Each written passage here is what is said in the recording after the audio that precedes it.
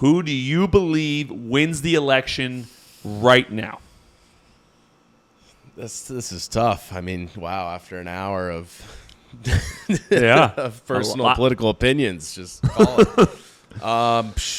I'm not buying the hype around Kamala. Maybe I'm biased a little bit because I'm not a fan of the policies or not policies, whatever you want to call it.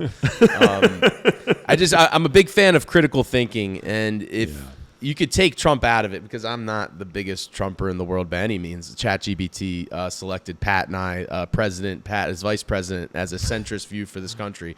So if you take Trump out of it, I think you really need to critically think how Biden got the primary vote just to kind of get propped up a little bit, then to get taken out, then to just get somebody slotted in who really hasn't really been in the news cycle politically for the last 3 years, and then all the hype that she's literally the greatest politician the Democratic Party could put forward. I'm just not buying it, but it's so polarized that we know it's going to be close.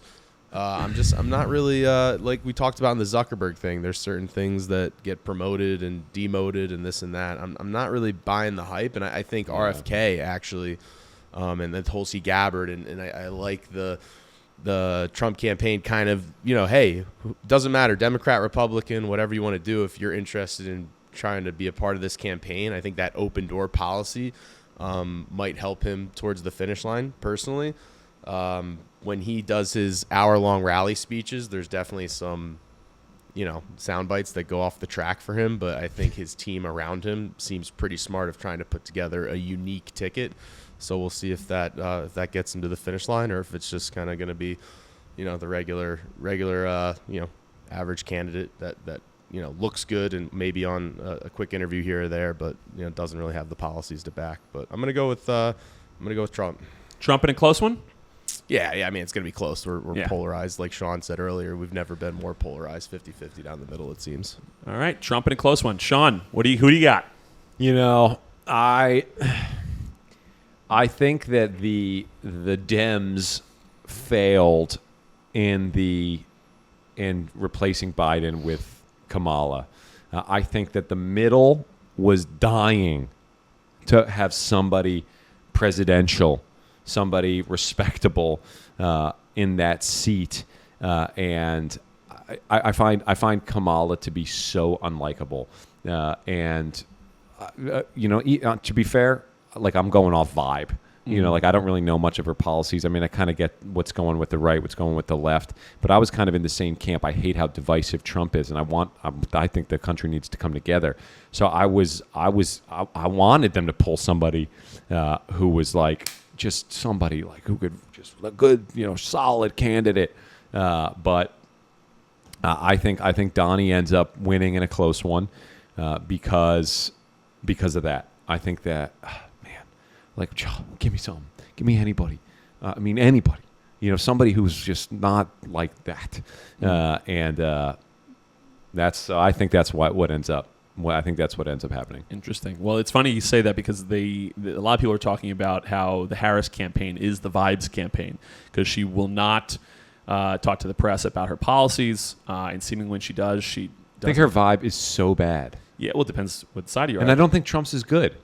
Listen. Here's where we're at. She hasn't really gone forward, talked much about policy, but I think as every election forever will always be decided, I think that it's going to come down to the middle. Yeah. The people in these communities in North Carolina and Pennsylvania and stuff like that are going to decide this vote. They are typically centrists, like we are here on the Sorry We're Closed podcast. And so when I look at political strategy and what we're doing here, I think if Donald Trump would act more presidential and stop calling people with nicknames, I think he would get a lot better. He would have a little bit of a bump. And then I think if Kamala Harris would stop pandering to the far left, which she already has their vote. They're not going to not vote for her. I think that she would have a little bit of bump in the ratings. With that being said, I think the middle group of people are going to look at policy, are going to look at kind of where they want Supreme Court justices, are going to look at who's being a little bit more center right now. And right now, that's kind of Trump. He's not. He is talking about policy. He's already gone in the middle of the road on abortion. Like he has, again, outside of the Trumpisms where, crooked Joe Biden and, Comrade Harris, like outside of that stuff, which I think if he just stopped, he might win in a landslide. Yes, I do too. Outside of that. He can't help himself. Outside of that, though, I think he's pretty central. He's not. Hold on, let me take that back. He's getting more towards the center, and from my perspective, at least. Yeah. And because of that, I think that he's going to win a close one because I think he's talking more to that middle group than she is. Same. And so, I think though, it's closer than it will need to be. Solely because there's going to be a lot of people in that center that are going to really have a tough time bringing themselves to vote for Trump. I think if the Republicans put somebody out there more presidential, less Trumpy, and somebody, another George Bush, for example, right. I think he might win in a landslide. Right. But obviously we don't have that right now. So I think it's two political, people that it doesn't seem like the country's in love with either one. But I think Trump wins closely, and I think that the Democratic Party is in agreement with you that they rather not put Harris out there, but she was the only one that was able to use as the war chest that Joe Biden raised. I know that's so wild. It's either money wins elections. So I think they had to. I think they were handcuffed into doing it, and I think they're sitting there too. Where does that money go if they don't use it?